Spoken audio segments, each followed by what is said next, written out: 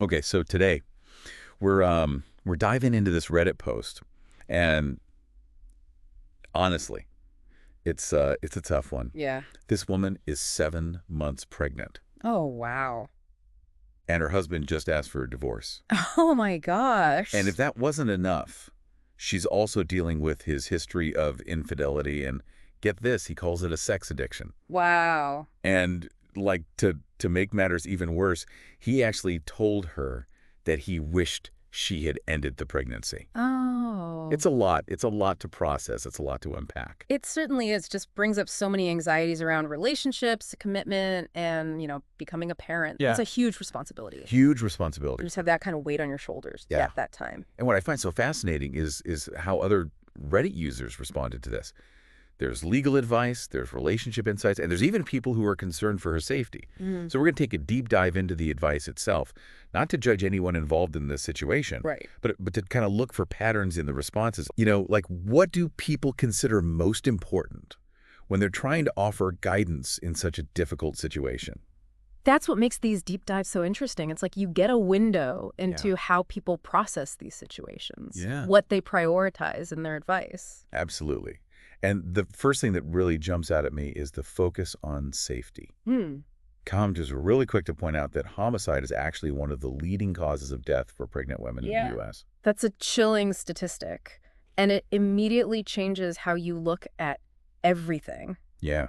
We're not just talking about a divorce, but we're talking about a potential threat Yeah. to her well-being, to Yeah. her safety. Sure, her life. Yeah. Yeah. And so it highlights how critical it is to take steps to protect yourself in a situation like this. And one commenter even brought up the Lacey Peterson case, Oh, gosh. which, that just really drives home the potential danger here. And it makes you realize that this isn't just some abstract relationship trauma that we're talking about. No. These are real risks, Right. real consequences. I think it's incredibly important that these concerns were raised so prominently. Yeah. It forces us to acknowledge that there are these serious real-world consequences at play here. Right. And moving on to another kind of like important aspect of the advice, there was a lot of emphasis on seeking legal counsel. Hmm. Commenters really urged her to talk to a lawyer, especially when it came to things like child support and custody arrangements. Yes. I mean, it felt like almost every other response mentioned this. Yeah, and that's because, in a situation as vulnerable as this, Right. understanding your rights, having legal protection, that's absolutely paramount. Totally. And what's interesting is that they even suggested things like going to free consultations, to find a lawyer who feels like the right fit. Yeah. It's a practical first step when, she's probably feeling completely overwhelmed and lost. Overwhelmed and lost. Okay, so beyond the practical advice, there was a lot of talk about the sunk cost fallacy. Yes.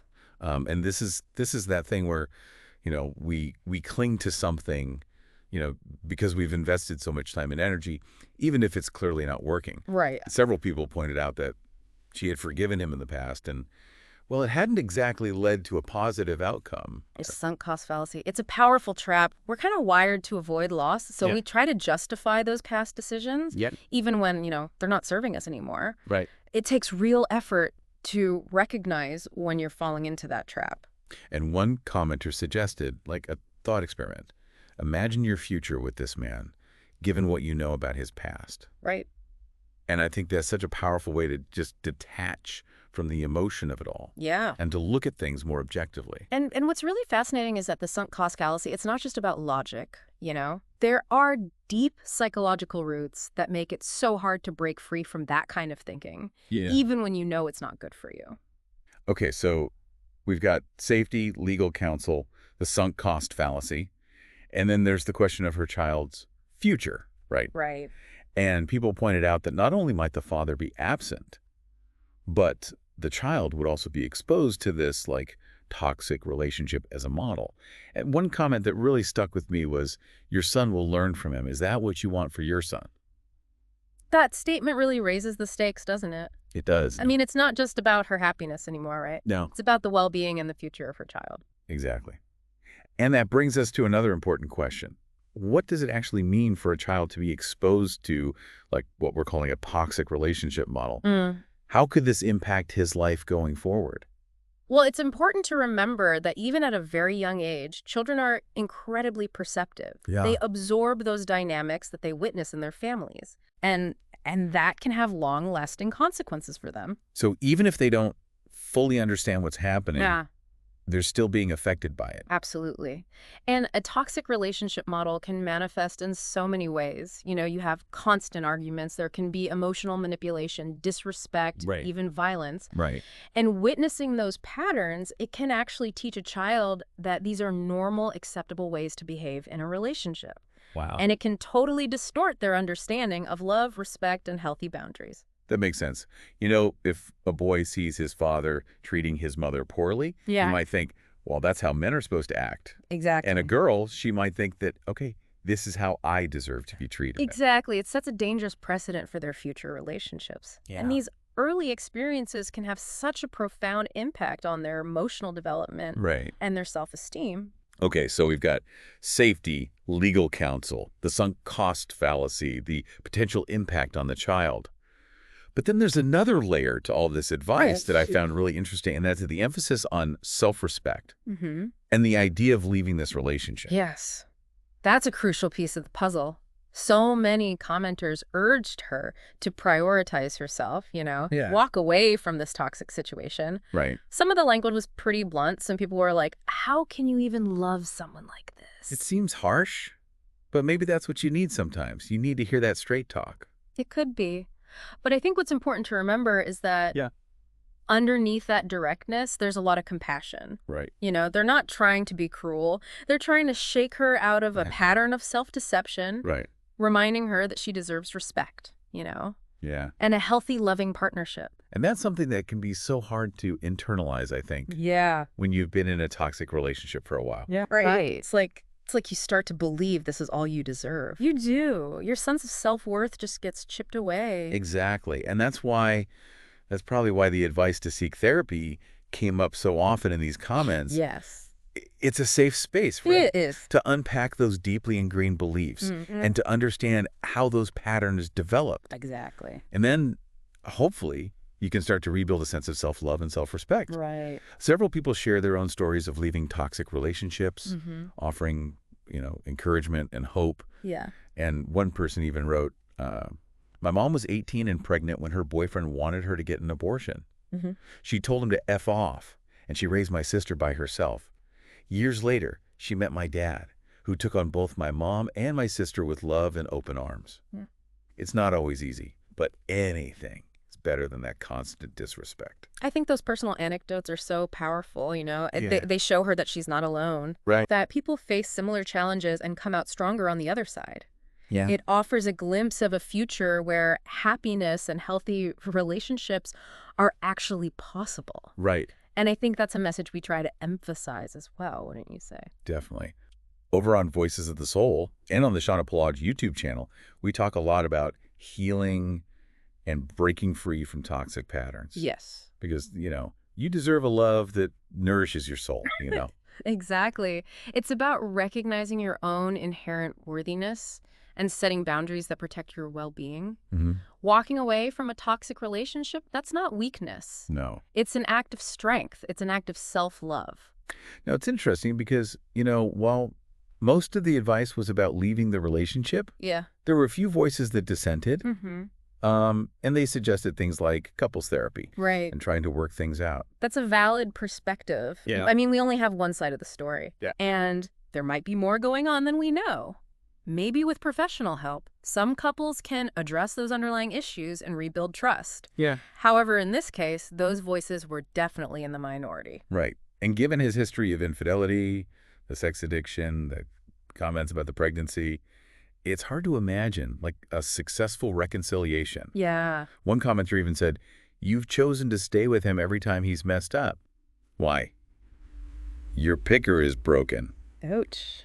Tough love, but, There might be a point there. Yeah. Sometimes we need that outside perspective to see the patterns we're caught in, the red flags we're ignoring, and the self-defeating choices that we're making. Right. It's not about blaming her, Right. but encouraging her to take an honest look at those patterns. So it all comes back to self-respect, It does. recognizing that you deserve to be treated with dignity not as an option. Exactly. It's about having the courage to walk away from a situation that's harming you, even if it's painful in the short term. Right. It's about choosing yourself and your well-being and modeling that self-love for your child. And that brings us to the next part of this discussion, which is the advice specifically focused on the child's well-being. Right.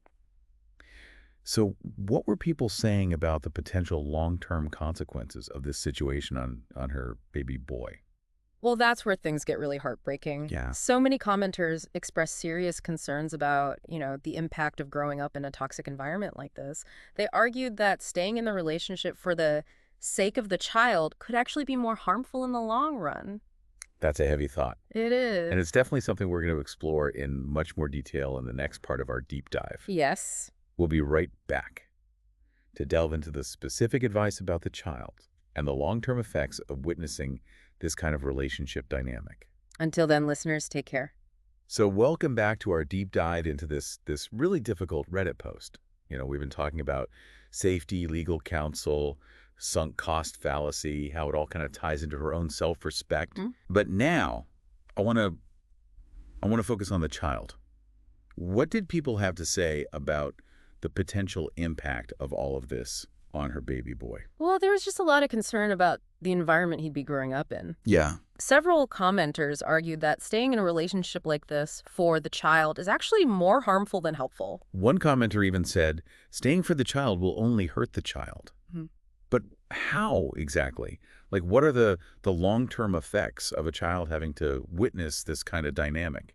Even if the parents try to keep their conflicts private, Right. children are incredibly perceptive. Right. They absorb the tension, the unhappiness, and it Yeah. just creates this deep sense of instability and insecurity for them. It impacts their whole world. It's like they're constantly walking on eggshells. Exactly. And so often they end up blaming themselves for their parents' unhappiness. Wow. Can you imagine That's heavy. that weight on a young child's shoulders? And there were a lot of comments about, him potentially learning these harmful relationship patterns Yes. from his parents, right? Mhm. One person said, if you stay, your son will learn that it's okay to treat women the way his father treats you. That's such a crucial point. It is. Children learn by watching their primary caregivers. Yeah. So, if a boy sees his father disrespecting his mother, he might start to internalize that. Right. Think it's normal, acceptable behavior, Yeah. and it can really warp his understanding of healthy relationships. And for girls, growing up in an environment like that, I mean, how does that affect them? It can be just as damaging. A girl might learn to accept being treated poorly, Right. or to think that love has to be painful or Yeah. conditional. And these early experiences, they can have such a lasting impact on their self-esteem and how they approach relationships later in life. It's heartbreaking to think about a child growing up having to internalize those messages. It really is. And that's why so many commenters emphasize the importance of creating a stable, loving environment for the child, even if it means going it alone. There was also concern about the father's potential absence. Mhm. One person wrote, men who don't want their children usually make for bad fathers. I mean, do you think there's any truth to that? It's a generalization, of course, but it does raise an important point. Yeah. If a father isn't emotionally invested in his child, he's less likely to be actively involved Yeah. to provide emotional support, Ah. be a positive role model. And in this case, I mean, given what the husband has said about the pregnancy, it's kind of hard to imagine him stepping up and being this loving, supportive dad. It is. And that's why several people actually advise the original poster to seek full custody and limit the father's contact, at least in those early years. That seems like a pretty drastic step. But I mean, in a situation like this where the father has expressed such negativity towards his child, Yeah. it does make you wonder, like, what is actually best for that little boy's safety and his well-being? Absolutely. You have to consider the potential emotional Yeah. and psychological harm. One commenter shared her own story, Mm-hmm. and I found it really poignant. She said, as a kid who grew up with infidelity, I would much rather have had a single mom and seen my dad occasionally. The fighting, the tension, the walking on eggshells, it takes a toll on a kid. That really puts things in perspective, It's so easy to get caught up in all the adult drama Yeah. and forget about the impact it's having on the children involved. It is, and it highlights how important it is to prioritize the child's needs. Yeah. Creating that stable, loving, and supportive environment, Yeah. even if it means being a single parent. It's amazing how much wisdom you can find in these Reddit threads sometimes, I know. It is. even amongst the chaos. Right. And I think it really speaks to that human need for connection, for support, Yeah. even from strangers. Even from strangers. And that's something we talk about a lot, on Voices of the Soul and the Shauna Palaj YouTube channel. The power of community and connecting with others who understand what you're going through. Because, at the end of the day, no one should have to face these challenges alone. Absolutely. And we really try to provide that space where people can find guidance, Yeah. support, and a sense of hope. Right. Because healing is possible. Yeah. And you deserve to have healthy, fulfilling relationships in your life.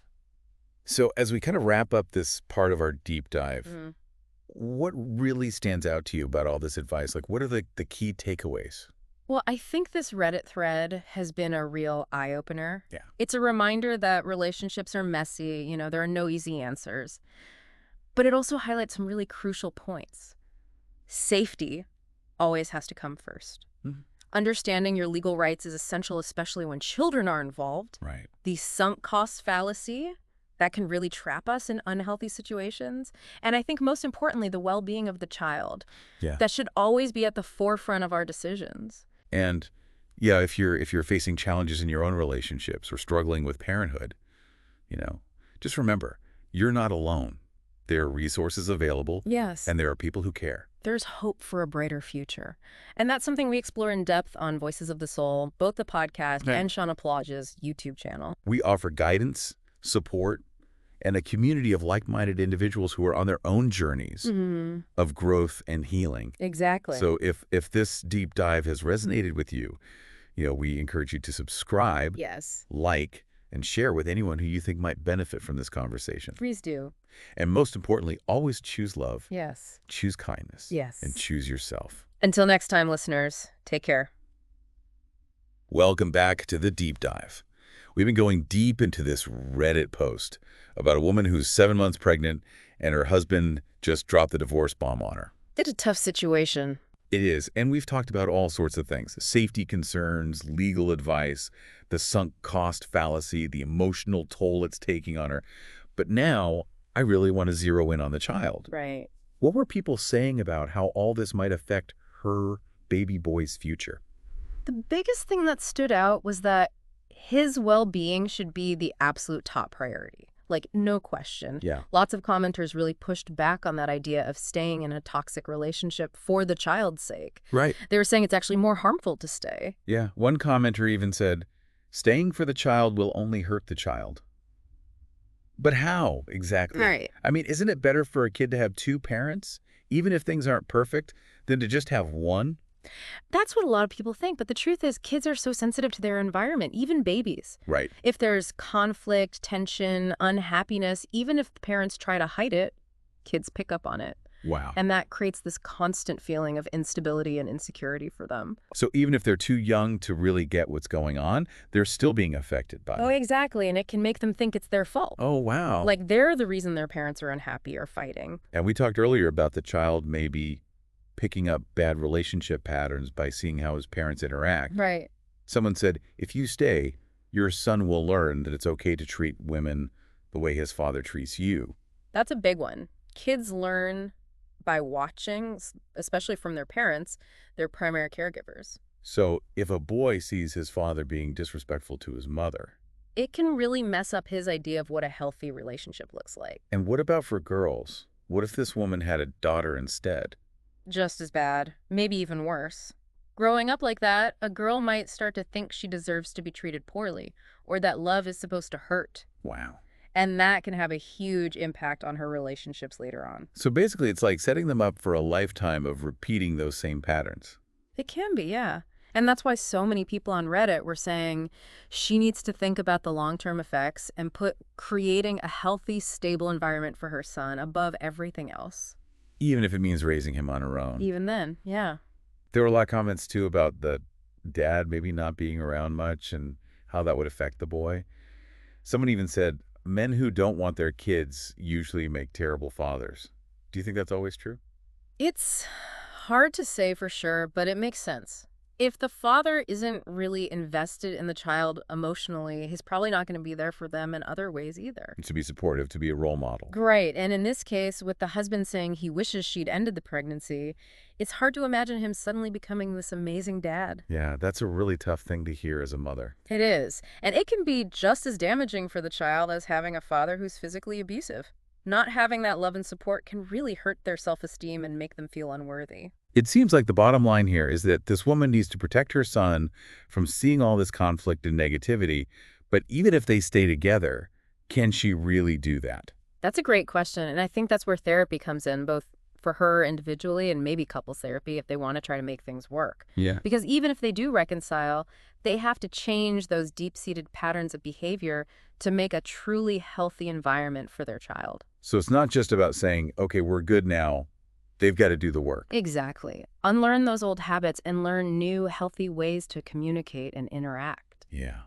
There was one comment that really stuck with me. A woman said, as a child who grew up with a parent's infidelity, I would much rather have had a single mom and see my dad once in a while. The fighting, the tension, walking on eggshells all the time, it takes a toll on a kid. That's powerful. It shows that sometimes separating, even though it's hard, can actually be the best way to protect the child. So after diving deep into all this Reddit advice, what are your biggest takeaways? For me, it shows how incredibly complicated these situations are. There's no one-size-fits-all solution. Every family is different. But it really drives home the point that the child's well-being has to come first. Creating a safe, loving, supportive environment, that's the most important thing a parent can do, whether they're single or together. And if you're out there listening and you're going through something similar, or even just struggling with relationships or parenting in general, remember, you are not alone. There are people who care, and there is help out there. We talk about all of this on Voices of the Soul, the podcast, and on Shauna Plaja's YouTube channel. We dive into these issues, offer insights and resources, and try to build a community where people feel supported and understood. Because we all need that sometimes. Absolutely. Yeah. So if you found this deep dive helpful, please subscribe, like, and share it with anyone who you think might need to hear this. And most importantly, remember to choose love, choose kindness, and choose yourself. Take care, everyone.